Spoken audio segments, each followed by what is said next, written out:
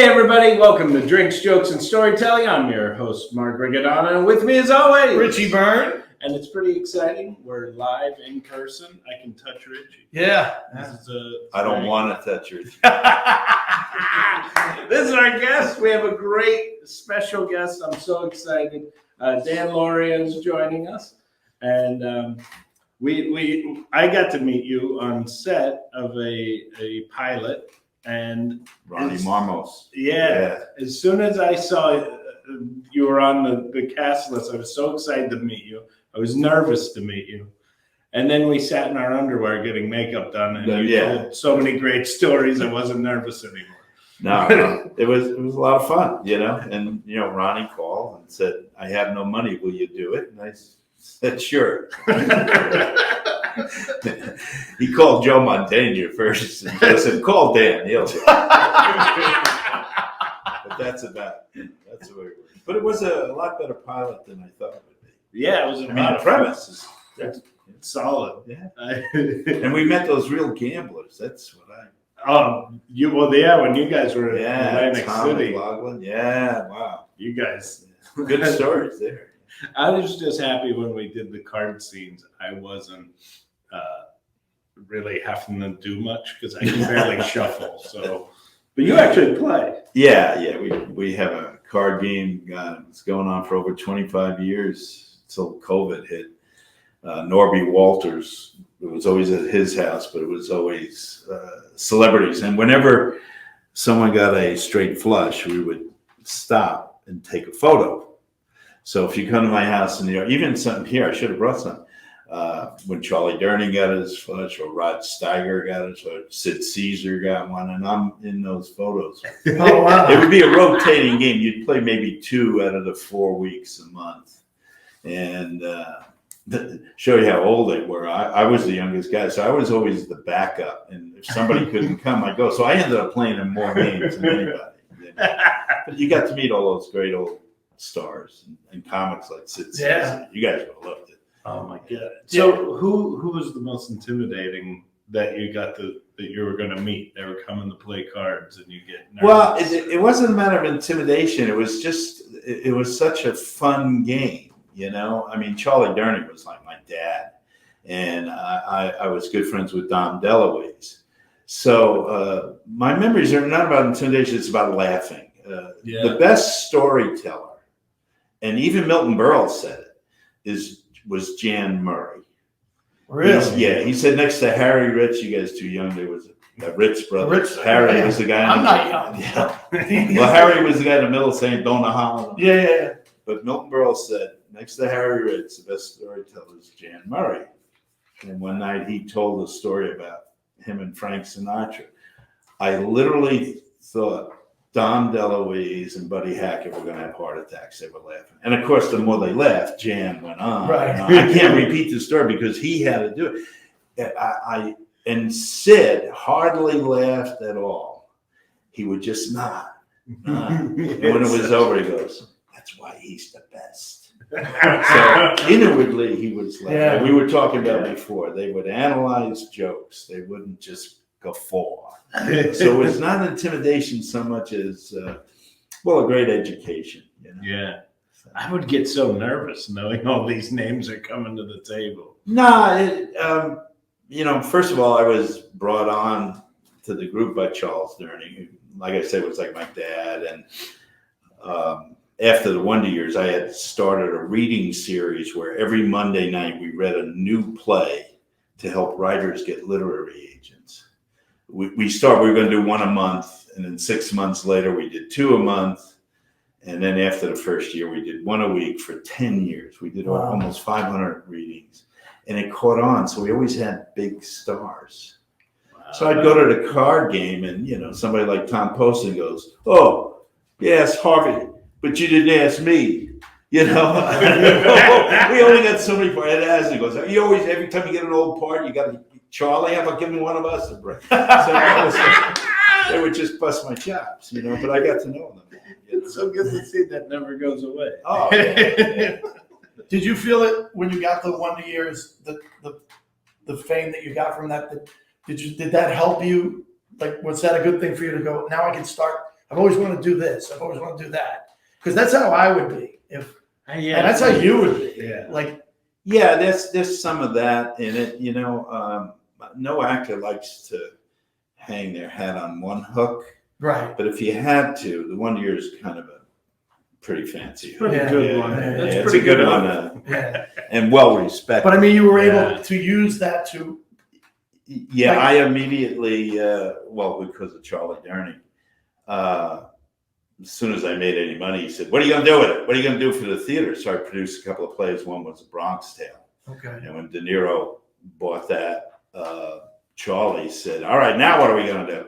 So I didn't want to keep producing. How did you get to know plays. Charles Durney? Where did you meet him? Oh, I'm a vet, so I knew Charlie from the first day I came in New York, and we got him involved with Vetco. We were all Vietnam vets, Okay. and Charlie was the one who introduced us to Joe Papp, and Oh, really? yeah, Wow. he was, and Joe. That's the biggest loss the theater's ever had. It was when Joe Absolutely. Papp. Yeah, he was the godfather of all young writers. You wanted to get in his stable because he didn't really invest in plays, he invested in people. He never really liked championship season. The only reason why I produced it was for Charlie, because they had been together for all those years. Really? Really? That's really cool. Yeah. Wow. No, I'll tell you a great Joe Papp story. I got to know him, and he says, "All right, Dan, now if you find a new play, you bring it to me." I said, "Okay." So a year goes by or so, and our company's doing stuff, and he would always come, and we get this play. It was actually done in Chicago, and we're going to do it. And I go to him, and I said, "Joe," I had trouble calling him Joe. I always want to say Mr. Papp, but he didn't like it. I'd say, "Joe, okay, we're going to do this play." He goes, "All right, leave it. Let me read it." I figured I'll never hear from him. You know, nobody ever reads. The next morning, he calls and he says, "Get over here." So I go run over. I said, "What's the matter?" He goes, "I hate this play." I said, "All right, but we're going to do it. You just said to show you anything first." He goes, "You're going to do it." He goes, "What part are you playing?" I said, "Well, the guy in Chicago, if he can't come to New York, I'll play the sergeant. But if he can come," and I offered him to stay on my couch. So Joe Papp said, "You're giving me a play that your company is going to do, and you're not going to be in it." And I said, "Yeah, because I think it's right this guy did it. He got great reviews." So he says, "Come back tomorrow." Next day I came back. He wasn't even there. They sent me right to the production office. They said, "Here's your budget. Here's the day you're open." Wow. And that guy did come. So I never got to do the play, and the play was Tracers. Wow. Oh Really? my God. Yeah. And this is why I know I have a connection with you. I'm doing, our friend Vinny is a playwright, Uh-huh. and he's putting up a series of one acts down at the theater for the new city.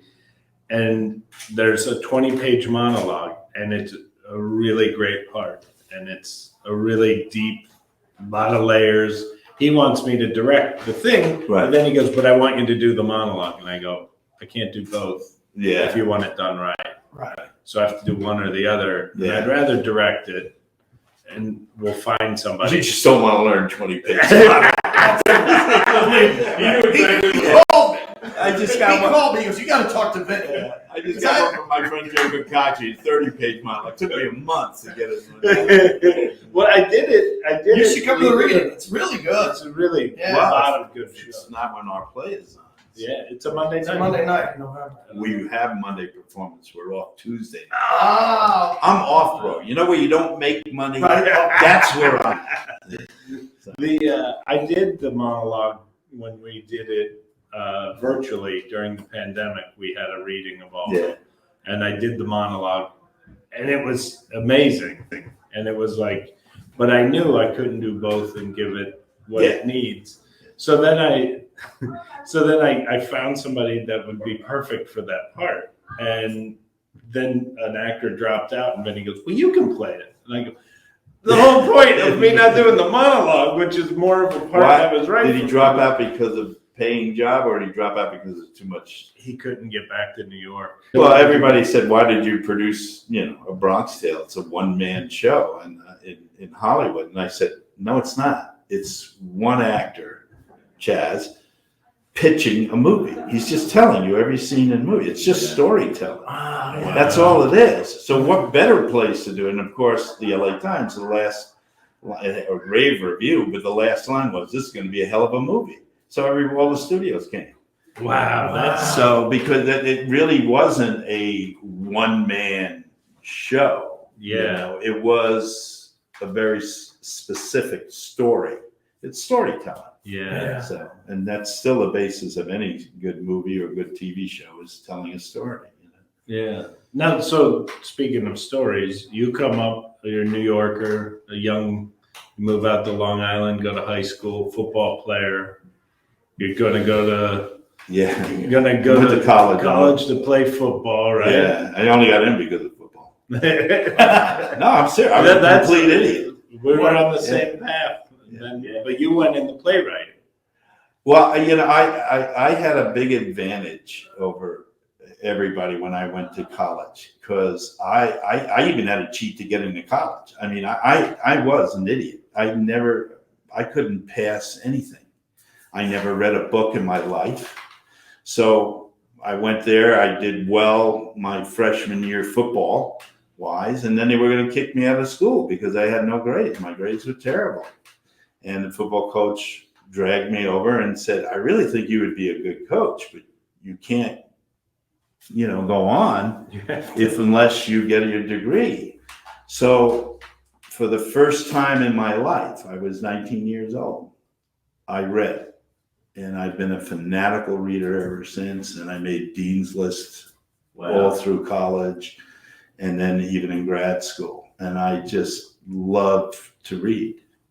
So, whereas I felt so sorry for the kids in high school who worked so hard for those A's and B's. All I did was drink and fool around and play ball, right? And then when they went to college, it was harder. Yeah. I never did anything. So I said, "All right, I'll try to read a book. I'll probably fail." I just couldn't stop reading. Like I never passed a math test in my life. As soon as they said they were going to kick me out of school, I went and I studied the math. I remember I went down the hall and talked to a guy. I said, "Is this what I'm doing right?" He goes, "Yeah. How'd you figure that out?" I said, "Well, the book says do that." I never thought to read the book. I never thought to read the book. So That's how I they did. tell you things. Yeah, they actually, do what the book says. What position did you play in football? Linebacker. Oh, okay. And I would call the defensive plays. That's why my coach thought I might have had a brain somewhere in there, because I liked that. While everybody else was chewing leather and screaming and yelling, I was like, "Oh, it's like acting. Just very focused. You have to." Man, I think that's why a lot of good athletes become actors. You stay in the game. Yeah. And keep There's that mentally. focus, and then you see it a lot. when people talk about stand-up, I always compare it to being a quarterback. Like, I have a playbook, then I watch the audience come in, and it's like watching the defense, and like, okay, these are the plays I'm probably going to do. Then when I get to the microphone, it's like calling audibles at the line. Yeah. They're not going for it. Audible. Utah. So, but you have to. I don't know. I just enjoy watching people and reading, and I like to read things about real people. Like, I still think the funniest things are not jokes, but real things. Yeah. True. I give you an example. I'm on the Long Island Railroad going out to see my friends, right? This is not a joke. This really happened. 2 conductors walked by, and all I heard, the one says, "I know you know the guy. Big, tall Italian guy. His name begins with an S." And the other conductor says, "Gerba?" Now, you can't write that. I put it in the play I wrote, and everybody said, "Oh, where'd you go? That's great." I said, "I didn't write that. You can't write that." And I love, but you got to be aware of Yeah. that. And I think reading about other people makes you aware that somebody might be saying something really interesting right next to you. Yeah, So yeah. you become a voyeur. You know, you're looking at them, you're watching them. I'll give you another. I think your audience might be too young, but Orson Welles, the great Orson Welles, at the end of his career, he sold wine. Wine. We will sell no wine before it's time. Remember? Yes. All right, I'm walking out of my apartment on 45th Street. There's a manhole cover. There's the Con Ed rope. It's a big, heavy guy eating a sandwich. And his partner there is on one of those blue plastic milk carton cases with the Con Ed hat. And he's reading a newspaper. And this is all I heard. I did not make this up. The guy with the paper, the skinny guy with the paper says, "Oh, look, Orson Welles." And the fat guy goes, "Who?" And he says, "You know, the guy who sold the wine before it's time." Now the fat guy looks at the picture and he goes, "Oh, he's dead, you know." And the other guy says, "Oh, that was good wine." Right? Now, can you write that? You're right, though. It is just watching people. I love to do that. Yeah. Try and come up with, like, I might be able, like, as an actor, I might be able to use this guy. Yeah, right. But as a writer too, you might, you know. Oh, I think writing, you get the best characters watching these people. When did you switch to writing? Like, was that one? Well, writing I was never a playwright who acted. I was always an actor who wrote plays. All my plays. You mentioned Ray Abruzzo. The last play that I had up here in New York, I actually wrote it for Peter Falk, Jack Klugman, Dom DeLuise, and Charles Durning, and they actually read it together. But then Dom passed, and Peter, surprisingly. It's a shame you couldn't get any big names. We used to go to dinner all the time. You would have loved those. Oh, really? Oh, yeah. Dom said hello, and Jack was on the floor. Yeah. You know. But then I buried the play, and then whenever they were all gone, I called Ray and I said, "You're one of the only people I know who could actually play Peter's part in Act 1 and Jack's part in Act 2." So he played a tough mafia guy, Big Anthony Jr. And in the second act, he was the Uncle Sid. He was an 80-year-old old Jewish guy. So he would make up in it. And he got killed twice a night. We killed him. So That's a great role. but I always wrote for actors. You know, I have a new play now that I've written. I hope to do it with Wendy Malick. We were supposed to go up, but COVID.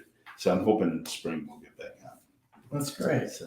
And some are, I write all different kinds of.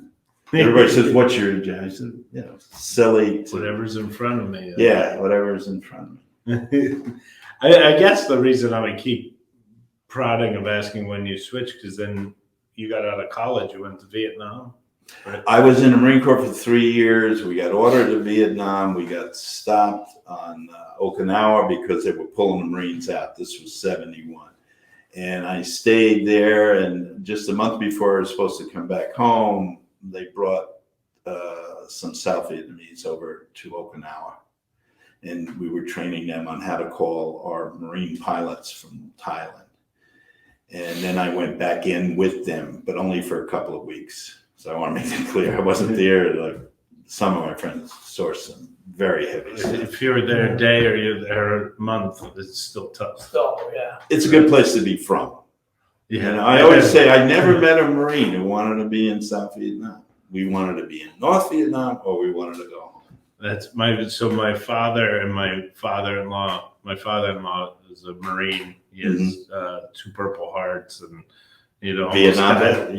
almost died of malaria. My father was an air traffic controller who was in the Philippines the whole time. So depending on who you asked, Vietnam was a very different thing. Yeah. My dad, we were getting drunk every night, hanging out with chicks, drinking beers, air conditioning. My father-in-law was like, I got blown up second day I was there. And they sent me. Surprised you even talked about that. Yeah. Yeah. Right. But, the big thing for me was being a vet, was being with Vetco, or we were all Vietnam veterans, and we were an acting company, and of course Charles Durning helping us.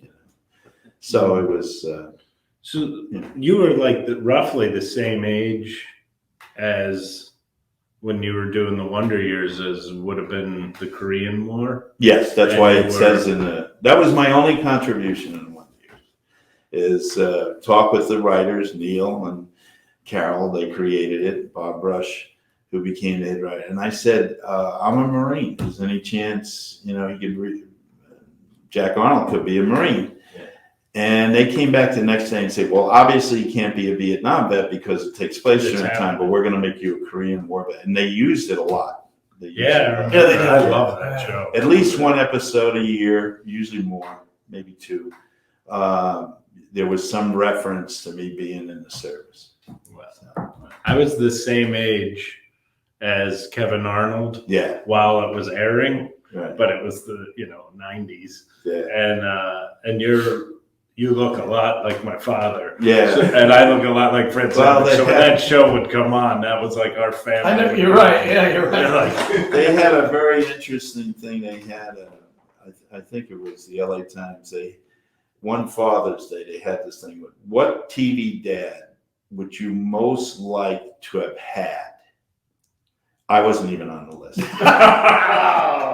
Then the next year they said, what TV dad was most like the one you did have?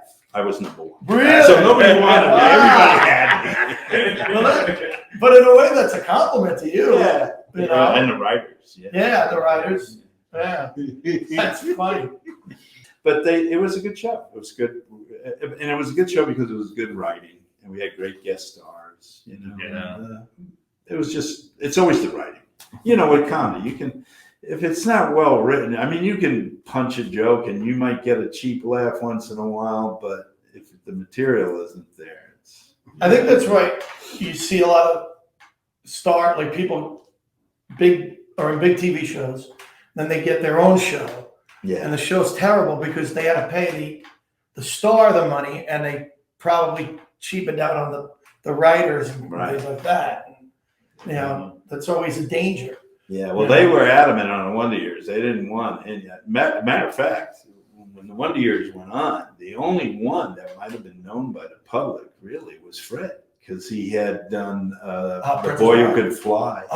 And then right after the first year was Princess Bride. The Princess Bride. So I did soap operas here in New York, but I hadn't done much television, a couple things here. And Allie, who played my wife, she was on a show, but it only lasted like 6 episodes. Danica, Winnie Cooper, her sister came to audition. And they saw her out in the room and they brought her in. Are you kidding? Wow. She's a math genius. Yeah, I know. I remember David Schwimmer was on in the beginning. David was... you almost beat him up a couple times. Yeah, it was my son-in-law on that. Yeah, with Olivia Dalbo played. No, it was great. And Josh Saviano, the friend, he's a big lawyer here and an investment lawyer. Yeah, my brother knows him. Yeah. My brother works with him. We play golf. When he comes out to LA, we play golf. I got to call him about the show. He reminded me. No, he's funny guy. that he did that, and then the what's the kid's name from the Goonies? He's a big lawyer too, entertainment law. That's one of the big misconceptions is the kids on television all have terrible lives. That's a lot of horseshit. 15%. It's like anything else. 15% are on. But if Danica was here, or Fred was here, or Josh, they would tell you they had the best education. There was one-on-one. We had a guy named David Cohen who, after 2 weeks, I think Danica told me, he went to the producers, said, this girl's a genius. We have to get her specialty. And he was right. He knew it in 2 weeks. So it's, when I do a lecture at college, I say our business is like any other business. 15% of the people I work with are total assholes. And 85% are trying to do the best they can. It might not be the best material. It might be, some cheap little show or something, but we're trying to give the public the best we can. The only difference with our business and another corporate business is our business promotes the 15%. Yeah. You wreck a hotel room, you're on every paper, and then you get people like Danica, who does so much for kids with these. Our friend Joe Montaigne, the nicest guy in the world, a great actor. I mean, just an asset to any city he's on. But you don't hear that. You're gonna, if Joe for some reason did something wrong, that would be all over the paper. They couldn't. But you won't hear about all what he does for autism and everything, and for the vets. Yeah. I remember there was a rumor that Josh was Marilyn Manson. Yeah. My dad actually drove the school People bus. really believed it, you know. My dad drove the school bus. Marilyn Manson, the real guy, took the school. Oh, really? Yeah, he was a quiet kid from North Canton, Ohio. We were invited to the Frank Sinatra golf tournament. Okay. What year was this? Oh, it's got to be 30 years ago now. So, matter of fact, the first year I wasn't even invited, but then the second year was when the Wonder Years happened. So it had to be 88. Okay. So you go, you know, and they have all these tables, and the guests of and you played golf, and it was like a barbecue. Then you played golf again, and it was a gala, black tie, and Frank always sang. Oh, wow. And before him, there would be Liza Minnelli or Tony Bennett, or the biggest names would sing. Then there'd be a break, and then Frank would sing. So we actually heard his last live performance. So I'm invited to go because I'm on the Wonder Years. So I go, and matter of fact, I was the one who told Joe about it and mentioned Joe, who they got to be close, and Dennis Farina, my buddy. But the first year I go, it's like 50 tables. I'm number 49. Frank's one, you know. You can't get me there. So, and after the gala, there's a special party at his house. And if you have a star on your invitation, you can go. Man. There ain't no star on my invitation. I looked in the envelope. I shook it. I've been like, excuse me, something's wrong. My star must have fallen off. Yeah, nothing.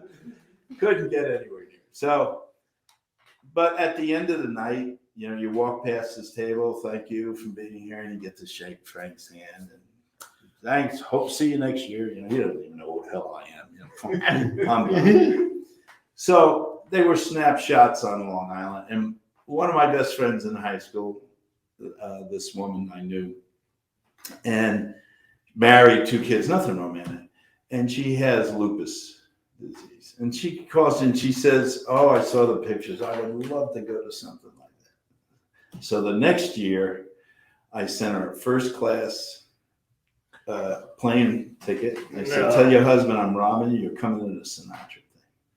So I'm at table 48. Wow. Moving on up. Ratings went up. Ratings went up. No star, you know. Still no sitting star. in the back. Only getting closer. Yeah, I did. So she says, "I really like to meet Frank Sinatra and Barbara Sinatra." And I think Kirk Douglas was the guest of honor, and they're at that table. And I think Tony Bennett was singing with him. Oh, he does a good Tony. Yeah. I got another story about that.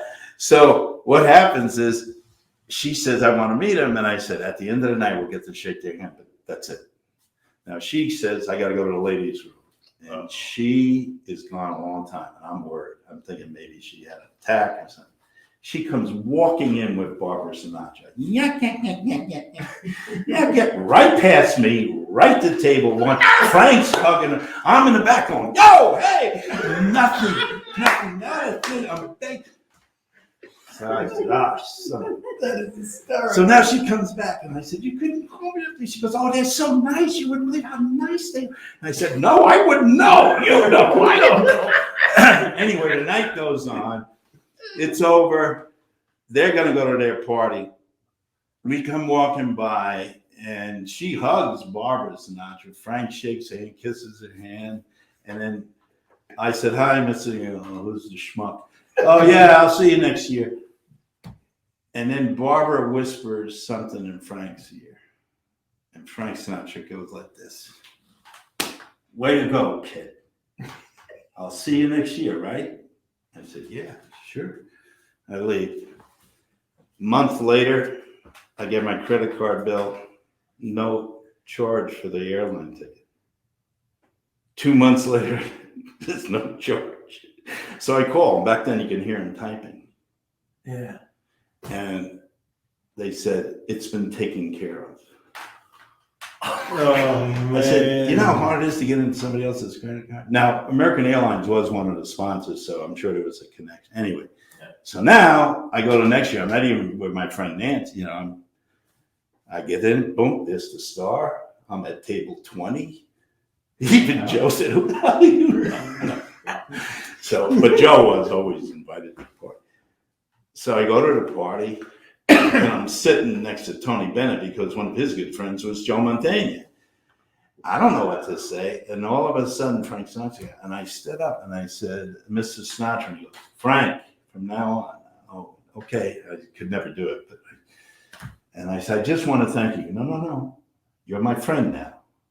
And he couldn't remember people's names, so he gave everybody nicknames. I've heard that before. Yeah, and he knew I was a Marine. Somebody told me, so he said, Jarhead, you're my friend now. Wow. And I was always invited. And I'll tell you how far it went.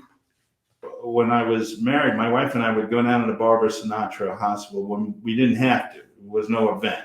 If we went to Palm Springs, we went to see the kids, you know, because of the Wonder Years. And the kids loved that, you know. But he said, if I'm ever in Palm Springs, stop at his house.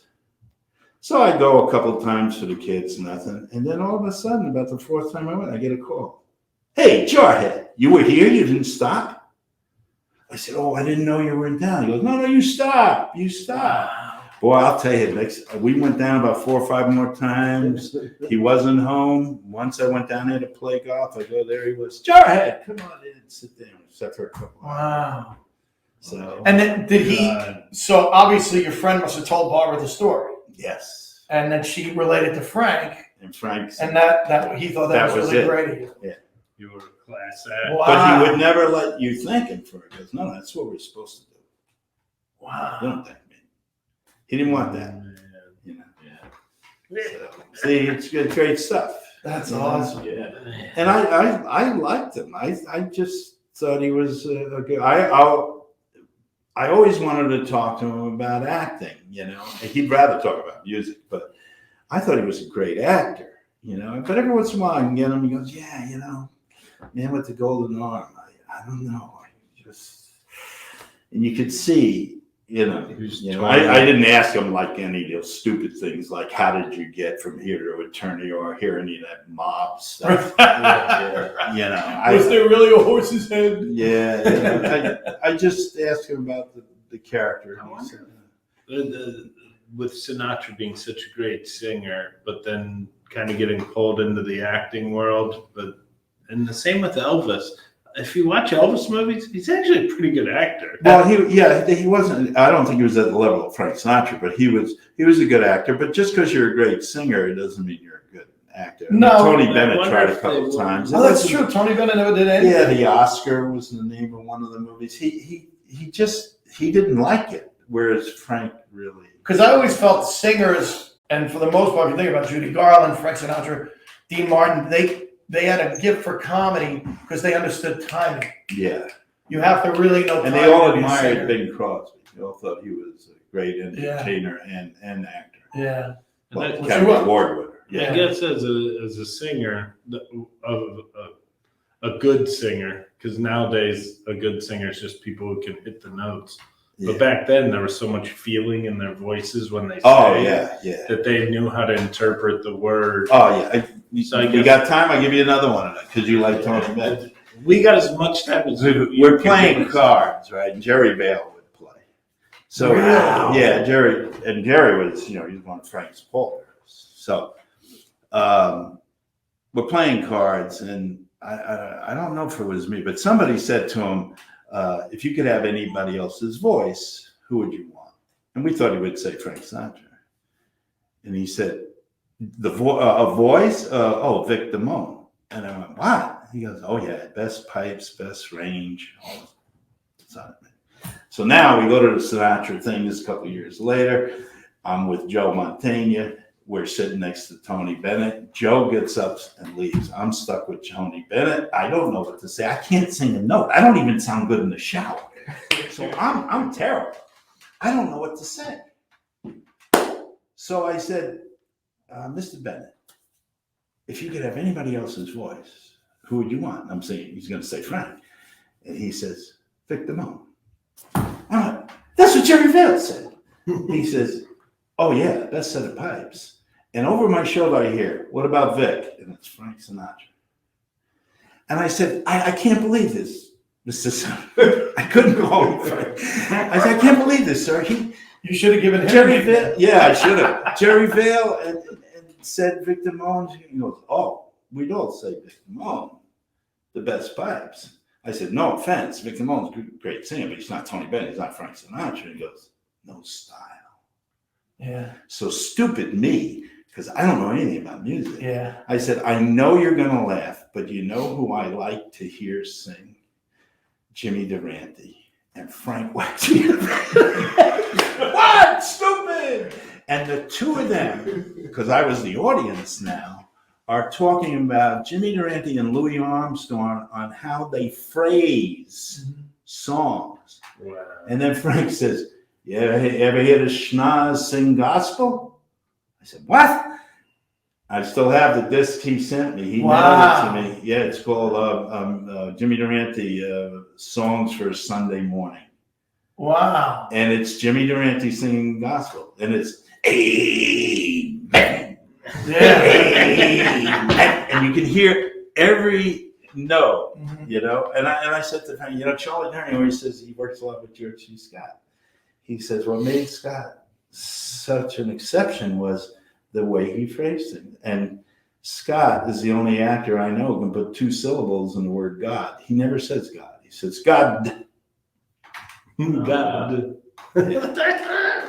And Frank says, yeah, it's all about that. And these two pros with this schmuck in the middle, and you thought they were 18 and just started singing. Yeah. Not that they were the two greatest. It had nothing, it didn't matter. It's really cool to hear that people of that level are still fans. Oh yeah, ask me what my favorite thing I ever did. What's your favorite thing you ever did? The next one. I love it. That's Charlie Durning said, never go back. So like you talk about the Wonder Years, great, love it. I'd rather talk about the next thing I'm going to do. When you approach being from more of a writing background, even though you're an actor first, do you go character work first or do you do the words first? Well, I'm not a method actor, so all the answers are in the words. So I almost learned words wrote. I mean, I have, even the play I'm doing right now, you can ask anybody in it, I have never showed up on the first day of rehearsal with a book in my hand. I am off book. And the rest of the rehearsal process is finding the character.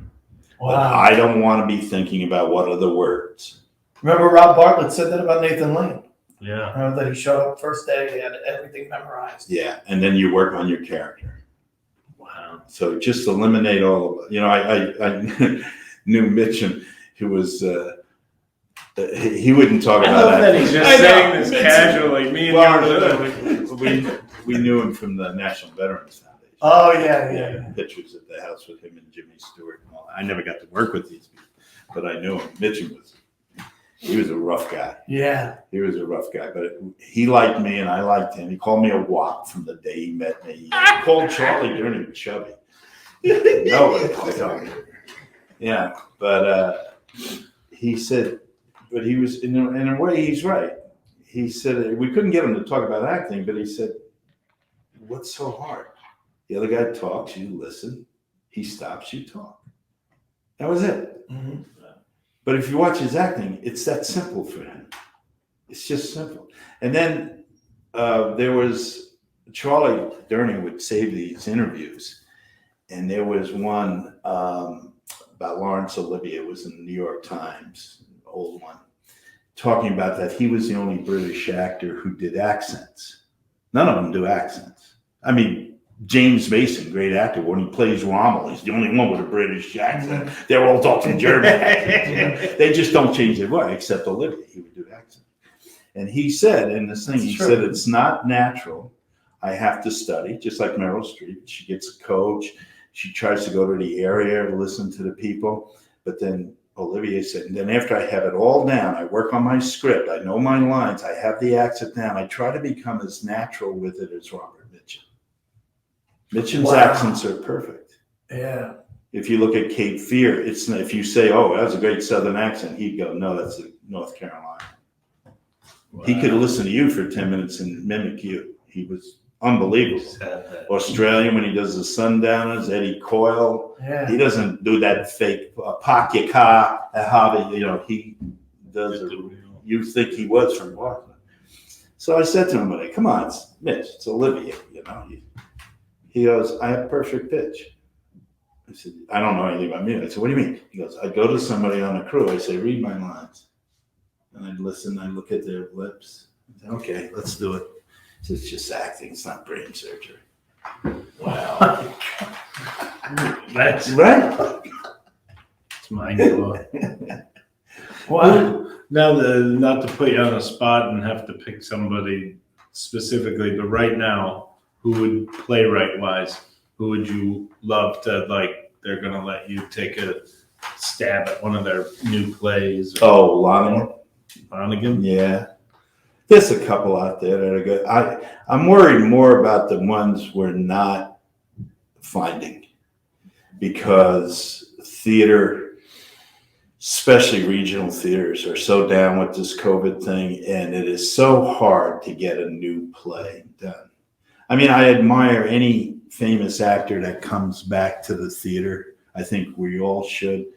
But when I see a big name do a revival, I just, why don't you get some new play? Use your name for Use your name to bring up a new play. I don't need to hear the 15th production of, I don't want to mention anything. I might have something that's going on. You know? So I don't need to see that again. And half these plays are plays that would not even be considered if they were written today. Yeah. I mean, if you were going to do Death of a Salesman today, you had never seen it, was never written, it was given to you today, you would cut a third of it because it's so repetitive. Yeah. But didn't I read that you were in a musical? I know I can't sing it. I'm in a music. Yeah, what the hell were you Broadway doing? music. What was it again? The Christmas Story. I'm the narrator. I didn't have to sing it. Oh, No. okay. What, you think they're going to let me sing? I would have emptied the house. Christmas Story. The first day of rehearsal, John Randall, the great director, Tony Award winner, he said, "Dan, walk out on an 8 count." He said, "Count slower." What? I don't even 8 count. I told you I can't sing. So there's a little girl, Lynn. She was one of the only ones who didn't grow. So she was in both years I did it. Both. I said, Lynn, when you walk up stage, look in the wing and wink, or else I won't know when to come in.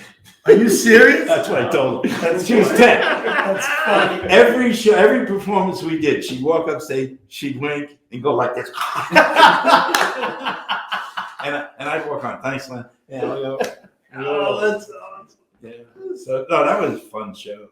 I think Peter Billingsley and Vince Vaughn, the producers, they made more money off the novelties.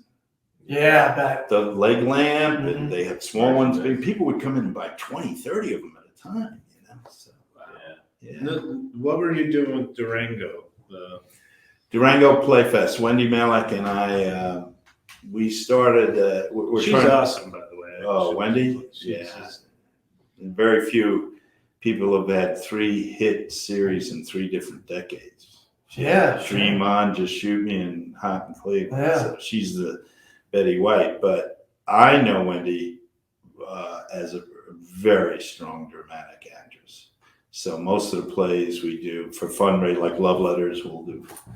And but we went to Durango, which is the most beautiful place in the world. We did the play The Guys about the firemen that died at 9/11 because they had huge fires around that area, and we were raising money. And we had to add 2 more shows because there is no real theater there. and people would come forever. So we said, oh, what a great place, like the O'Neill Festival.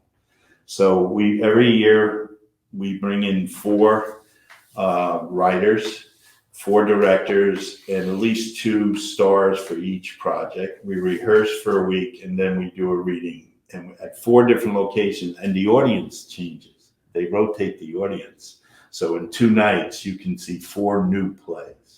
Man, that's awesome. It's their readings, but they're rehearsed readings, and they're set up, and we were getting bigger and bigger and bigger, and then COVID hit. So this last year, we only did 3 plays. Actually, we tried to make a play out of the one I was telling you, sitting and talking. But it's all to develop new writers. You know, it's always about the writing. Once we lose that, we're gone. What are some of your thoughts on how we can try to save the theater? Because theater's been, we talked about it earlier, like the thing that always, I feel like off Broadway and off Broadway is a dying. Yeah, because of money, unions and money, and they're making it theater for the rich. And if they know the history, especially in America, especially around the turn of the century, theater was for the poor. You know, each ethnic group, the Jewish theater, the Italian theater, they all had, and then during the unions, waiting for Lefty in the 30s and 40s, it was always the platform for the people. Now we've priced the people out. And I thought Lombardi was a great play. Tom Cale directed it, and with Judith and me, Judith Light, and we thought Broadway was going to love us because here was a play that will bring in truck drivers who never go to the theater, you know, and it'll be a great play for regional theater. Well, we ran longer than any other dramatic new play. They said we wouldn't make 10 weeks. We went 11 months. Oh, wow. But we didn't get any nominations. I thought that was a terrible mistake. Well, Judith Light was the only one. But Tommy didn't get nominated, lighting guy, they all had a lot of credit. And I thought, boy, there was an opportunity to say, hey, Pittsburgh, hey, Cleveland, especially in the NFL city. Well, that year you guys came out, Packers Pittsburgh won. would not really accept Yeah, it. Pittsburgh. Yeah. I'm pretty Right. sure the But Ghost. the Packers won. I know, Yeah. and us Pittsburgh fans weren't happy about Yeah. that. Why? I mean, I think I- because they try to make it too elitist. no, but I mean, for like Lombardi, because I remember reading about it, and it seemed like what you just said, like the perfect idea, and it's just a wonderful. It didn't have a huge cast, it didn't have to have a huge budget behind it. Why did they shut it? Why didn't they give? I have no idea. I think it's because it was a blue collar play and it was elitist. Well, That's just my I feel like the same thing that happened to you guys is the same thing the Steppenwolf Theater when they come to New York. You're like, they're doing One Flew Over the Cuckoo's Nest. Yeah. They got, you know, a star that is a middle America star that this is going to be amazing. Everybody's going to want to see this. And they just really, it's almost like the PR department was like, oh, we'll pass on this. Yeah. Like, Well, look, what's changing in that area is plays are counting more on what people say on their Facebooks than they are critics. thank You got Charlie Durning always had a thing about critics. He'd always say, you know, the problem with critics is they see too much. Everything you do in front of a critic will be compared to something. They can't accept it for what it is. Okay. Yeah. So a real avid theater goer, a New Yorker might see 5 or 6 plays a year, maybe go to another 5 or 6 readings. That's an avid play. Yeah. A critic sees 50 plays a year, Yeah, you know, if they're doing their job. Yeah. So you're always in.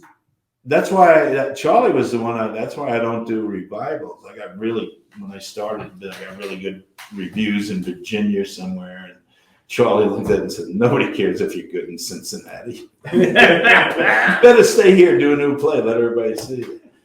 You know? Isn't it weird that we're so like, you know, that it is like we have these New York critics that can make or break a show going out on the road? Not as much now as when I started. You know, I mean, shows would close if Clyde Barnes or Frank Rich gave it a bad review. But Frank Langella, great actor, he wouldn't work in New York until Frank Rich left. Wow. You know, for a long while. And you know, somebody I met Frank 3 times. I don't really know him, but like Charlie said, I totally understand how he feels. When he did Inherit the Wind with George C. Scott, they wanted to put him up for Best Actor, and you know he didn't get a nomination for a Tony, and he said, "No, it's supporting actor," and he said, "Oh no, too big a role." Well, Charlie showed him the original cast. Ed Begley Sr. played his part, was nominated for Best Supporting, you know, and no, but they didn't even know their own history. So fighting with these people, I think they're in the place I was when I was in high school. Fucking idiots. What made you studied to be a playwright in college? You said Graduate school. Graduate school. So when did you decide I want to act? Like how did was it just part of the process? Yeah, I acted in undergrad. Oh, okay. And I was in the Marine Corps. And I had a great teacher, Constance Wells. She started the Yale Dramatics. Mm-hmm. She sent me plays while I was in the service. And, you know, so I would look at them, and I read a couple that actually she liked. And I said, I could do better than that. So I started writing.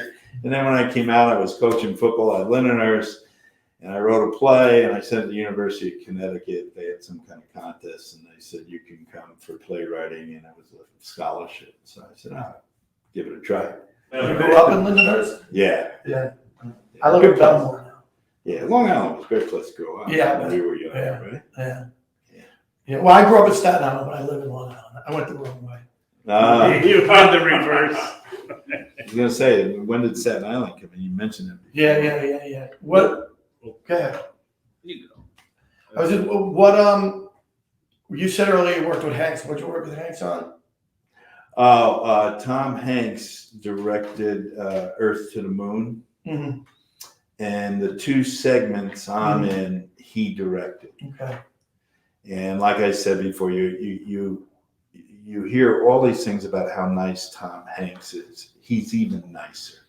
Wow. I mean, you know, like Charlie Durning would always say, there are people that make you proud to be an actor. Tom Hanks is one. Wow. Good person. Wow. See, like Mitchum, you go, whoa. Yeah. Wait That's a minute. funny because it's funny because God, Mitchum he always came off that way. Well, he was just tough. He was just. Yeah, again, I'll give you a story. We get a play called Thanksgiving. It's about 4 old gay men who meet Thanksgiving. One hadn't been there in 15 years. So I give it to Charlie to read. Charlie said, man, this guy can write. So he said, I'll do the play.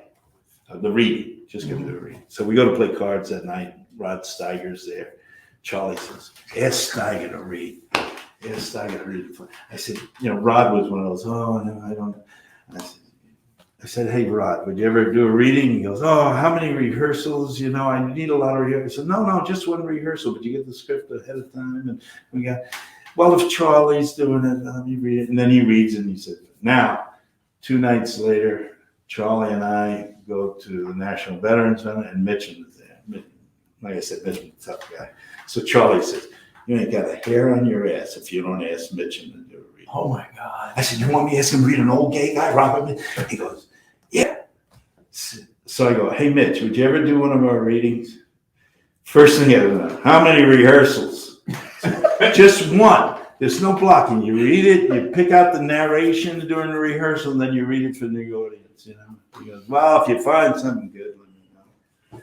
So I said, well, we got a good one. Charlie's doing it, so does Rod Steiger. So he goes, hey, to Charlie, he goes, hey, Chuck, any good? Charlie says, it's real good. He goes, I'm in. So now, stupid me, I say, just want you to know, it's about 4 old gay men. And boy, he gave me a look. He said, if it's well written, I'll do it. I really insulted him. Wow. You know, I said, no, Mitch, And they were like, shut that fuck up. Yeah. So now my fourth guy is Paul Dooley. Paul gets a job. So I call him. I don't want him to walk in and be surprised. I said, listen, Mitch, Paul's got a job. I got to call out to Hal Gould and John Collin. Good actor. I just want you to go.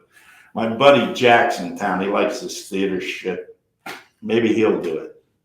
I said, okay. I'm thinking, Jack Lemmon. Who? About 10 minutes later, he goes, okay, run the script over at Jack House. He's in. I said, Jack Palance. Wow. So my 4 old gay guys, Charlie Durning, What? ready? Oh my God. Rod Steiger, Jack Palance, Robert Mitch. It's a 90-minute play, no intermission. The worst rehearsal I've ever sat through in my life. All they wanted to know was what the narrator was going to say. All right, then they'd underline it. So they even read a joke where Mitchum read the straight line and Charlie did the punch, and Mitchum was, and Charlie, he looks at me, and I'm the director, he goes, we're going to get a big laugh on that one tomorrow. And I remember Steiger, about 10 minutes into it, Steiger went to ask me a question, and Palance goes, Rod, shut up, let's get the fuck out of here. They just wanted to go to the bar. So now I'm saying, all right, just because they're great actors doesn't mean they read. Yeah. So I'm saying, oh, this is going to be a nightmare. And of course, the place is packed, 300 people, and I swear, we did almost 500 readings. This is in the top 5. You thought they rehearsed for 10 years. There was one point where Charlie was sitting in the middle and Mitchum was there, and Palance jumped out of his seat. He was the guy who hadn't been there in 15 years. And he screamed at Robert Mitchum, you cheated on me with that fat little fuck. And Mitchum jumped, and he was sickly, then he died with like a year later. He jumped up, he took the roof off. In a movie, I've never heard him that loud. He went, because he loved me. And Charlie stood between him and said, don't fight over me. He just started crying. Oh my God. Are you kidding? The audience is like so stupid. Me, I go back, stay there. I went, you guys were great. And Mitchie goes, what'd you fucking expect? And Palance, who I never met before, and I never met since, hits me up and goes, rookie. And Charles Durning said what he always said to me after everything I ever did was, another 20 years, you'll be an actor. Wow. Oh my God. That's so awesome. All right, so we talked a lot about the importance of knowing your history, seeing the old films, seeing the, Oh yeah. anybody who's watching, give your suggestion as well. Every actor out there, if I could share anything with them, and Charles Durning shared it with me. Every day you're not working, one, you should work out, because whether you're heavy or thin or whatever, you got to keep your lungs strong for the stage. And I hate working with these actors that whisper all the time when they got a mic on them. Fuck you, talk like a human being. The other thing is you should read aloud, at least a half hour. Yeah, I don't care if you're on the toilet. Read something aloud. Read, just get your voice used to that. And third, watch an old movie. You cannot learn anything from a new movie that cuts and cuts. I start my lecture at colleges. I show 2 minutes of Argo, which won Best Picture, and I go cut, cut, cut, cut until the audience understands what a cut is. Then I say, okay, now I want you to yell out, cut. In 27 seconds, they go, cut. And I go, you just saw the longest take in Argo without a cut. Then I show Cary Grant, Rosalind Russell going around a desk in His Girl Friday. And I say, yell cut. And 5 minutes and 20 seconds later, they don't usually yell out, they applaud. Wow. Man. You watch Mitchum in the original Cape Fear, Yeah. when there's no cuts, when he attacks Oliver. She does not say any of the lines that were written for her. She got so scared when he broke the egg. When he died, you can get that on whatever you guys do. You Zoom it, or the internet or something. Don't point at me. I still have VHS. So, and she doesn't say. She got so frightened. He actually waits for her to say her line, and when she doesn't say it, he just says his next line. Doesn't make any sense at all. It's the most frightening scene you'll ever see. So that's what you learn from those films. You learn timing. You learn chemistry is what happens between us if we're on stage. If I cut from your face to my face, we've just cut the chemistry. And that you're not going to learn anything by watching the shit that's on now. It's all machine oriented. Even some of them that's beautifully written is just chopped up. I'll give you one more story because I know you like. Like I said, every play I ever did, Charlie would go up to me and go, "Another 20 years, you'll be an actor." Now, Jack Klugman was my dear friend. We did a couple of plays together. And Jack, one night I said to him, we came off stage, great play, Value of Names. I said, "Man, we were good tonight." And Jack went, "We're always good. That's not what it's about." I said, "All right." So now we're doing the Value of Names. And we would go to dinner a lot with it would be Jack, Charlie, Dom DeLuise, and Peter Falk. So it's Sunday, and the three of them come, Charlie, Peter Falk, and Dom DeLuise. And Jack comes running in the dressing room. He goes, all right, now, do it. We got to do it for us, not them. Don't get it. And I went, "Jack, you're the one who said we're always good. What are you going to do, shake my head and send me back to Nam?" So Jack cracks up. He goes, "You're right. Fuck them." So we go out on stage. And I don't know what causes this, but we just had one of those magic nights. We're always good, like Jack says. We're always giving people money work. But sometimes it's just magic. As we're bowing, Jack goes, "We got to get the boys together, find out what the fuck we did right tonight." So Tuesday night we go to dinner. Great stories. What causes those nights. And very emotionally, Charlie Durning looks at me and he goes, "All right, another 10 years." To me, I'm like, I got an Academy Award. Yeah. And Jack Klugman, the great Jack Klugman, looks at Charlie Durning and says, "Charlie, are you an actor yet?" And Charlie Durning leans in and says, "Jack, I'm getting damn close." Wow. And Peter Falk goes, "I think you're there, Charlie." And puts his fingers in. That's what those guys were like. Oh my God. Wow. I couldn't even. Oh, that's just so See the difference? Yeah. Man. What young actors do you like today? When I watch television, and I'm so against the editing, it's not because I'm not saying the actors are bad. I'm just saying, how would I know if they were good? Mm-hmm. Nobody's letting them go. So I think we got a lot of great actors out there. But You know who I really like? Chris Sullivan? Is that his name? Oh, Chris. Oh, my great. God. Yeah. He was so phenomenal on The Nick. Yeah. Well, he's on This Is Us. He played his Dave's father. Yeah. We were a year And I together saw on he was- Broadway. And I saw what'd you do on Broadway? Lombardi. He played Oh. Jim Taylor. Oh, I didn't know that. Yeah. Jim Taylor met him and said, "If I was as big as you, I'd still be playing." He's No, phenomenal. Chris and Judith. And he's the guy who goes, "Hump Day." That's his Yeah. voice. Really? Yeah. Yeah, no. And he's a true. First time I really noticed him was The Nick, which I thought was phenomenal. I don't know if you ever watched. Oh yeah, I loved it. And I remember going, "This guy is what?" He was so Real. and just Yeah. he was so big. Like I just kept thinking how he was massive in that role, And then you see him on This Is Us, and it took for a while. I'm going, how do I know this guy? And then it was, oh my God, that's the guy from The Nick. Wow. He's actually in pretty good shape. He had a suit on and a lot of This Is Us. But Chris, are you kidding? He's fine. We got a lot of good actors. Yeah. Even some names, but like Leonardo DiCaprio actually has to fight. He has it in his contract. You got to leave at least 2 scenes without cuts.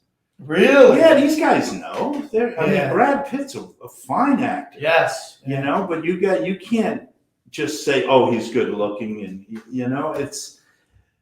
I think a great example. I don't know. I know George Clooney a little bit, but if I could say anything to him, I would say watch Tyrone Power films. He never got the recognition because he was so good looking, but he always fought for hard roles. Nightmare Alley, Razor's Edge, Eddie Duchin's Story. and he's good. They're 5-6 minute scenes without a cut, and he was always running off to do the theater. Daryl Zanuck had to sue him to come back and shoot. You know, Wow. so just because you're a big star and you're good looking and all that, that's no reason not to go back and do a new play. Find some, and you know what? It's good business too. Find a play that would make a good movie, and tell the writer, "I'll do the play, but I want the movie rights. Start working on the screenplay now, kid, and go do it. Sell at the studios come like we did with a Bronx Sale, and they'll get to do better stuff. Yeah. But it's a lot of commitment. It's hard to do 8 shows a week. You know? Why work that hard? George Clooney, by the way, what a nice man. Yeah. I hope you get Richard Kind to come in. They're very close. Yeah, I know. Yeah. I know. Yeah, I tell you. He's funny. Oh, Richard. He's another guy. Says hello. I laugh. It's like that. Good guy. Good theater person. He used to always go to the pizza place next to Stand Up New York. Yeah. Every time he'd come in, we'd go in and beg him to go in. Oh, really? Yeah, Go up on stage. Go up on stage. And he's, I'm not a stand-up. I'm not a stand-up. No, he always says that. He could go up and read the phone book. I think people. Yeah, he did one of our videos, and one of the funniest stories on it. It's not even about him. It's just he's such a great storyteller. You got to watch it. You mentioned Dean Martin to the guys I mentioned to you the whole night. It was. You got to remember when he wasn't on the air in the summer, it was the Dom DeLuise show. Dean Right. set all that up. Right. So they loved it. Right. That's right. So- Always show you. Yeah. I So remember that. Dom said the first show I did with him, it was a barber sketch. I'm the barber, and I said, Dean, if I do this, and he went, Dom, just make me laugh. There are no notes. Just make me laugh. Wow. But Dom DeLuise just made, he said it was a license to kill. Yeah. And the more I made him laugh, the funnier it was in. And they usually stayed in the blooper things. Yeah. Damn.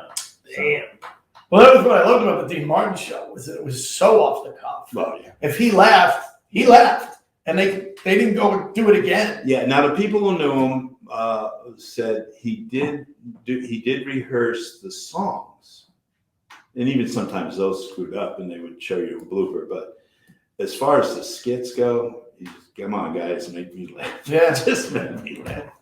That was the only note he ever gave me. And I know this about Frank Sinatra.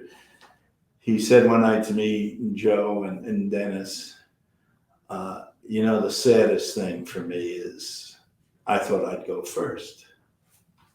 Jilly, his longtime bodyguard, was killed in a car accident running an errand for him. Mm-hmm. Sammy died. And Dean, that was the saddest because the last 6 years of Dean Martin's life, when his son died, Frank couldn't help him. And he said, I couldn't pull him out of that. He said, but they all went before me. Man. So even, you know what it says on his tombstone?